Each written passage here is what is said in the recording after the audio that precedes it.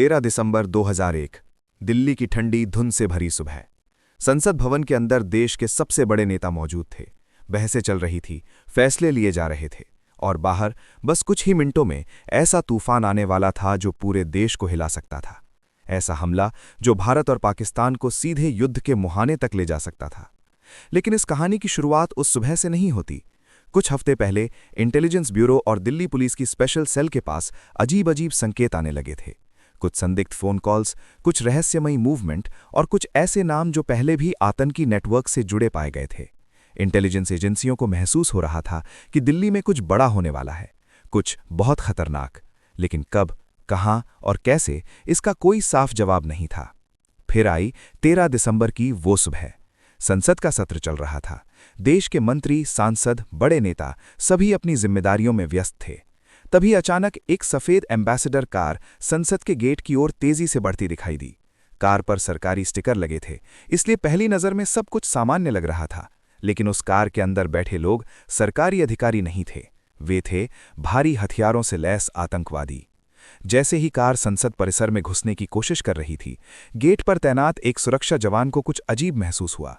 बस वही पल, कुछ सेकंड का फैसला, और फिर अचानक गोलियों की आवाज गूंज उठी।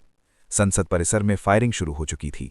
चारों तरफ अफरा तफरी मच गई, लेकिन दिल्ली पुलिस, सीआरपीएफ और संसद सुरक्षा के जवान तुरंत मोर्चे पर आ गए। आतंकियों का मकसद साफ था, संसद के अंदर घुसना। अगर वे अंदर पहुंच जाते तो उस समय देश के कई बड़े नेता, मंत्री और सांसद उसी इमारत के अंदर मौजूद थे। उस दिन संसद भवन सिर्फ एक इमारत नहीं था, वो भारत के लोकतंत्र का दिल था। और उस दिल की रक्षा करने के लिए सुरक्षा बलों ने अपनी जान दांव पर लगा दी। करीब 30 मिनट तक गोलियों की भीषण आवाज गूंजती रही। हर सेकंड खतरे से भरा था, हर पल मौत सामने खड़ी थी। लेकिन अंत में सुरक्षा बलों ने सभी 5 आतंकवादियों को वहीं मार गिराया। खतरा टल चुका था, लेकिन इसकी कीमत बहुत भारी थी। इस हमले में भारत के कई बहादुर सुरक्षाकर्मियों ने अपनी जान गंवा दी।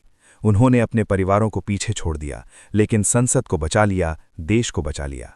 जांच आगे बढ़ी और धीरे धीरे सच्चाई सामने आने लगी। ये हमला पाकिस्तान स्थित आतंकी संगठनों से जुड़ा हुआ था। पूरे देश में गुस्सा उबल पड़ा। भारत ने अपनी सेना को सीमा पर तैनात कर दिया। दुनिया की नजरें अचानक दक्षिण एशिया पर टिक गईं, क्योंकि 2 परमाणु ताकतें, भारत और पाकिस्तान, युद्ध के बेहद करीब पहुंच चुकी थीं। और आज भी एक सवाल दिल दहला देता है, अगर उस दिन संसद के गेट पर खड़े जवानों ने कुछ सेकंड की देरी कर दी होती, अगर आतंकवादी संसद के अंदर पहुंच जाते, तो शायद 13 दिसंबर 2001 सिर्फ एक आतंकी हमला नहीं होता। शायद वो भारत और पाकिस्तान के बीच एक नए युद्ध की शुरुआत बन जाता।